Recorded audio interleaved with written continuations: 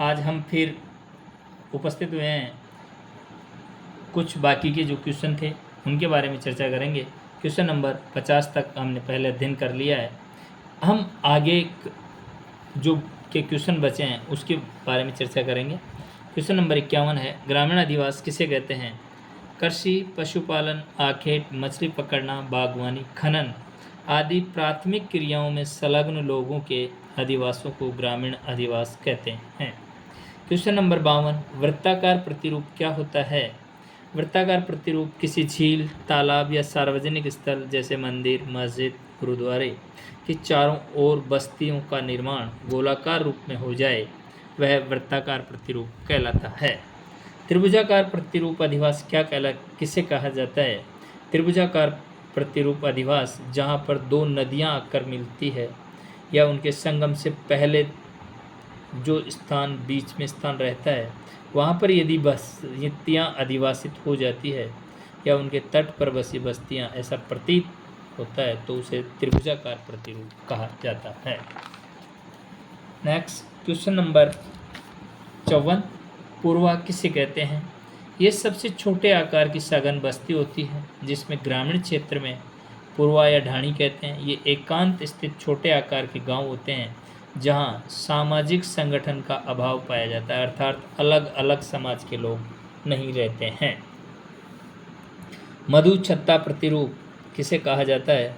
सघन व घने वनीय प्रदेशों में पाई जाने वाली आदिम जनजातियों अपने घरों का निर्माण लकड़ी और पत्तों इत्यादि से करती है जिनकी आकृति गुंबद नुमा होती है। इन्हीं को मधु छत्ता प्रतिरूप के नाम से जाना जाता है। नगरीय गांव किसे कहा जाता है?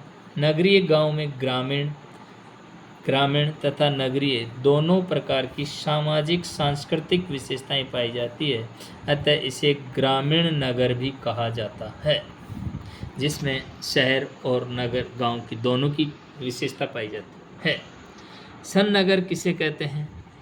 विभिन्न नगरीय बस्तियों के बाहरी विस्तार के परिणाम स्वरूप कई नगरों के आपस में मिल जाने से विस्तृत नगरीय क्षेत्रों को सन्नगर कहा जाता है, कॉनरबेसन कहा जाता है, जैसे जयपुर, सांगानेर, दिल्ली, नोएडा, फरीदाबाद, टोक्यो, योकोहामा, सिकंदराबाद और हैदराबाद ये सन्नगर के उदाहरण हैं। ग्रिफिथ टेलर के अनुसार नगर की 7 अवस्थाएं, ग्रिफिथ टेलर महोदय ने नगर की जो 7 अवस्थाएं बताई है वो एक व्यक्ति के जीवन से पूर्व करके बताई गई है।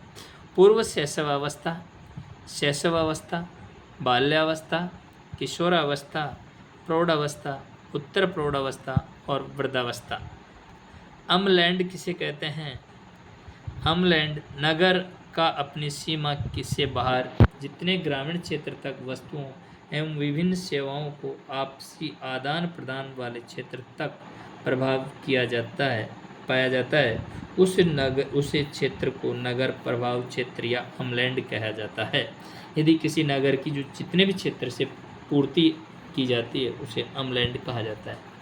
केंद्रीय स्थल क्या है?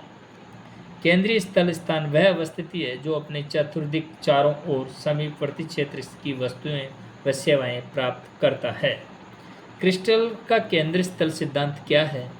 इस सिद्धांत का निष्कर्ष यह है कि प्रत्येक नगरीय केंद्र का पोषण उसके इर्द गिर्द स्थित उत्पादन क्षेत्र से होता है। इस केंद्र का अस्तित्व इस प्रभाव क्षेत्र को आवश्यक सेवाएं प्रदान करने के लिए होता है। केंद्रीय स्थलों के कार्यों पर कितने नियम लागू होते हैं? यहाँ 3 नियम लागू होते हैं।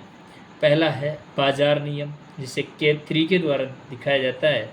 दूसरा है यातायात नियम, जिसे K4 के नाम से K4 से दिखाया जाता है। तीसरा है प्रशासनिक नियम, जिसे K7 से दिखाया जाता है। नेक्स्ट क्वेश्चन नंबर 63, कॉस्मोस किसकी रचना है? कॉस्मोस हम्बोल्ट महोदय की रचना है। इतिहास की भौगोलिक प्रस्तावना किसकी करती है? ये फ्रांसीसी विद्वान फेब्रे की करती है। नेक्स्ट और आज का अंतिम क्वेश्चन है, इन्फ्लुएंस ऑफ जोग्राफिक एनवायरमेंटल 1911 किसकी कृति है या रचना है? ये कुमारी चर्चिल सैम्पल की रचना है। थैंक यू, धन्यवाद। चैनल को सब्सक्राइब और शेयर ज़रूर करें। थैंक यू, धन्यवाद।